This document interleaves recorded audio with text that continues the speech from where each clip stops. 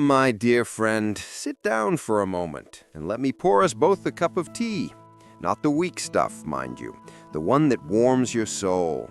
The one Margaret and I would sip while laughing at some absurd memory from decades ago. You see, at 80, I've seen more than a few sunrises and more than a few heartbreaks. And today, I want to talk to you about something that's as painful as it is unavoidable: losing your spouse. I remember the day Margaret passed like it was yesterday. We had been married for 54 years. 54 years of shared laughter, shared bills, and yes, the occasional ridiculous argument about who left the toothpaste cap off. But when she went, suddenly, the world shifted. The house seemed bigger, the silence deafening. And if I'm being honest, I made mistakes, costly ones. Mistakes I wish I could warn every senior about. 5 big mistakes, and I want to tell you about them so you don't have to go through the same pitfalls. The first mistake, the one that hit me financially, was ignoring the paperwork. Margaret was meticulous. Every bill, every insurance policy, every important document had its place. Me, my filing system could generously be described as organized chaos. When she passed, I thought, I'll figure it out, no problem. Famous last words. I missed deadlines for life insurance claims, property taxes, and even some critical retirement account updates. Thousands of dollars vanished before I even realized what had happened. And it wasn't like I wasn't careful, I just assumed she had handled it all. That, my friend, is the trap. If your spouse passes first, do not assume anything. Check every account, every document, every detail. Keep copies. Make lists. Trust me, painful as it is, it's better to face these things with clear eyes than to stumble blindly and lose what could have been saved. And while we're talking finances, let me tell you about retirement accounts. Margaret and I had a couple of joint accounts, but some of them weren't properly updated. After she passed, I discovered that some of the accounts didn't have me listed as the beneficiary. I felt my stomach drop, right there in the kitchen, standing over a cold cup of tea. That little oversight could have cost me thousands more, and it was entirely preventable. So, my advice, review everything now. Not tomorrow, not next week, today. The second mistake is one I made emotionally. Grief is a tricky companion. It hits like a storm, and if you're not careful, it can push you into decisions you'll regret. I remember sitting in the empty dining room, staring at Margaret's chair and thinking, maybe I should sell the house. Maybe I should move somewhere warmer. And I nearly did. Do not make major life decisions while your heart is raw. Wait. Give yourself time. Months, maybe even a year. Let the grief soften enough for your mind to think clearly. Surround yourself with people who know you, who care for you, and who can remind you who you are outside of your marriage. Rash decisions almost always lead to regret, and at 80, you don't need more regrets. You need comfort, laughter, and a steady hand guiding you through the days that feel endless. The fourth mistake is a sneaky one, and it almost ruined me completely. Isolating yourself. After Margaret passed, I thought I'd just hide. Stop going to the club, stop visiting friends, stop even walking in the park. I thought I could wallow quietly. And you know what happened? Loneliness crept in like a fog, settling deep in my chest, turning even small tasks into mountains. Human connection is medicine, my dear friend. You might feel like no one can understand, and maybe some days that's true, but you must reach out anyway. Talk to friends, neighbors, family. Join clubs, volunteer, or take up a hobby that puts you in contact with others. Laugh, even if it feels forced at first. Margaret and I used to laugh at the silliest things, the way our cat would knock over a vase, or how I would forget the simplest tasks because I was distracted by life. Laughing is how we survived life's storms, and it will be your lifeline too. Mistake number 4 is about your body. Don't neglect it. Grief has a way of making you forget yourself. Those first months after Margaret passed, I barely ate. Toast, coffee, maybe a sandwich if I remembered. I skipped walks, ignored my medications, and avoided doctor appointments. My health started declining, and it scared me more than the grief itself. Listen closely. Take care of yourself. Eat well, exercise gently but consistently, attend your medical appointments, and sleep as much as your body allows. If you notice persistent sadness or signs of depression, seek help. There is no shame in looking after your mental health. At 80, your body will thank you for every small step you take to honor it. The fifth mistake is subtle but cuts deep. Burying memories instead of honoring them. When Margaret passed, I boxed up her belongings. I told myself I'd sort through them later, but the weeks turned into months and the box just sat there, gathering dust. Pretending I could forget didn't work. The pain only grew. I eventually started small rituals, scrapbooks, photo albums, letters I wrote but never sent. I digitized old photos, kept a journal of memories, and even planted a small rose bush in the garden where Margaret loved to sit. These rituals didn't erase the pain, but they transformed it into something tangible, something I could carry with me instead of letting it weigh me down. Loving memories should be cherished, not hidden away. I want to tell you something very important. Life after losing your spouse isn't about forgetting them. They are never truly gone from your heart. It's about learning to live differently, to cherish yourself, and to avoid the traps that grief sets in your path. It's about taking control, even when it feels impossible, and honoring both your love and your own life. And let me take a moment here. If you're finding even some of this advice helpful, I'd love it if you could like this video, leave a comment sharing your own experience, and subscribe. There's so much wisdom I want to share, things you won't hear anywhere else from someone who's been there, lived it, and somehow survived to tell the tale. You'll find laughter, tears, and the kind of practical advice that doesn't sugarcoat life, but makes it manageable. Let's continue, because there's so much more I need to share, my friend. After Margaret passed, I realized how much I had taken for granted. Little things. Her laughter in the kitchen when I burned breakfast. The way she would insist on reorganizing the spice rack just to mess with me. The quiet, late-night talks that stretched for hours. When she was gone, the house felt like a shell, and I made a mistake I see too many seniors make. I tried to fill her absence with busy work instead of reflection. I threw myself into meaningless chores, rearranged furniture, and even redecorated without thinking. It didn't help. It only made the emptiness louder.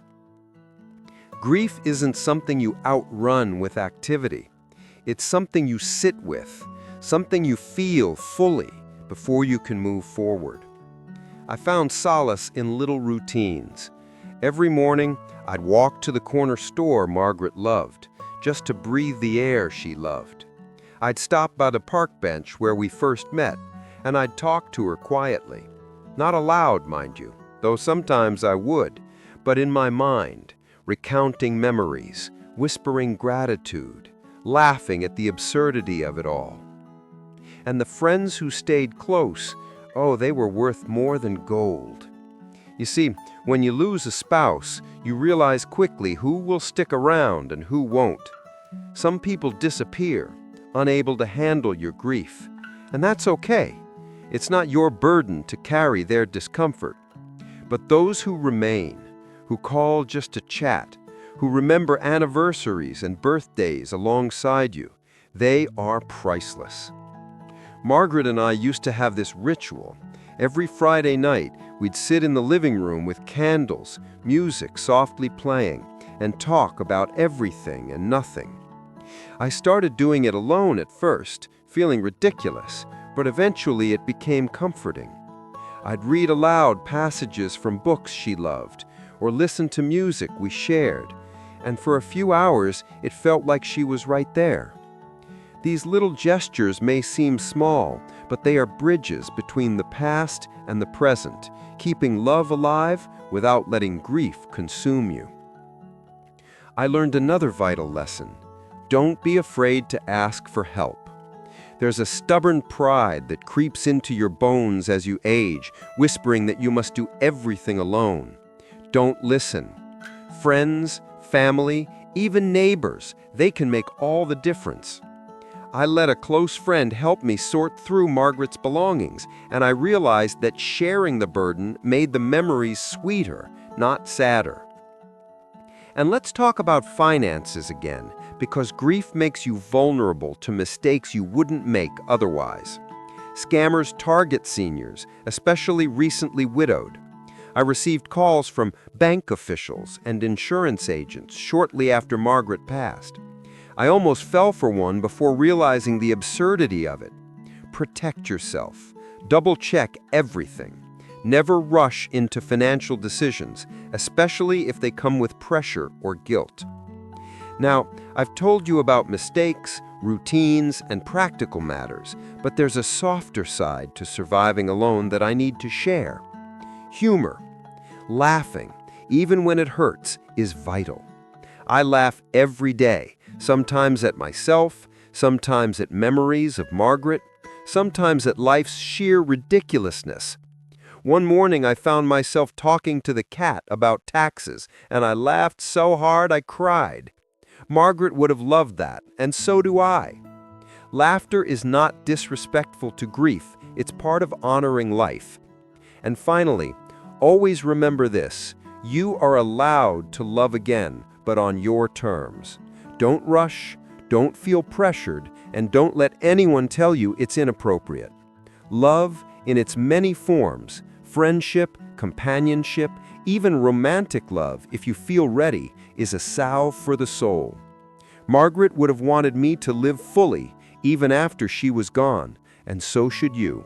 So, my dear friend, now that we've talked about the mistakes to avoid, the routines to embrace, and the ways to honor the love that was, let's go a little deeper. Because surviving after your spouse passes is more than just handling paperwork, finances, or grief. It's about rediscovering yourself while carrying their memory in a way that brings warmth instead of sorrow. One of the first things I realized, and this was probably the hardest lesson, is that accepting help is a sign of strength, not weakness. At first, I was stubborn. I didn't want anyone touching Margaret's things, her clothes, her books, or even her recipes. I thought it was my responsibility alone, my duty to maintain her legacy exactly as she left it. But doing it alone nearly broke me. A close friend, Ellen, gently nudged me. She said, "Paul, you can't do this alone. You shouldn't." At first, I resisted, but when I let her help, it was transformative. We laughed, we cried, and we shared stories I'd long forgotten. Little by little, the house became a space of memory rather than a tomb. That's the thing, my friend. People who care about you don't diminish your love, they enhance it. Accepting their support isn't surrender, it's part of living fully. Another lesson I learned is the power of small rituals. You remember how I talked about the Friday nights with music and candles? I started creating new rituals, small intentional acts that honored Margaret's memory without letting grief dominate. I planted flowers in the garden she loved. I baked her favorite lemon cake on her birthday. And I even kept a small corner of the living room dedicated to photos and mementos. These rituals became touchstones of comfort. And humor, never underestimated. Laughing at life's absurdities, at myself, at memories, kept me from collapsing under the weight of loneliness. One morning, I found myself talking to the old rocking chair Margaret used to sit in. I joked, "Well, at least you don't have to deal with my snoring anymore." I laughed so hard I had tears rolling down my cheeks. Humor is not disrespectful to grief. It's a lifeline, a reminder that life still has light, even in darkness. Now let's talk about friendships. Losing your spouse changes the social landscape. Some friends disappear, unsure how to handle your grief. That's natural. But others become pillars. Those are the people you hold close. I remember one afternoon, sitting in the park, watching the ducks and feeding breadcrumbs to the little ones. Ellen joined me, and we talked for hours. No heavy topics, just life. That small act of presence reminded me that human connection is more essential than anything else. I also discovered that pursuing passions and hobbies is essential.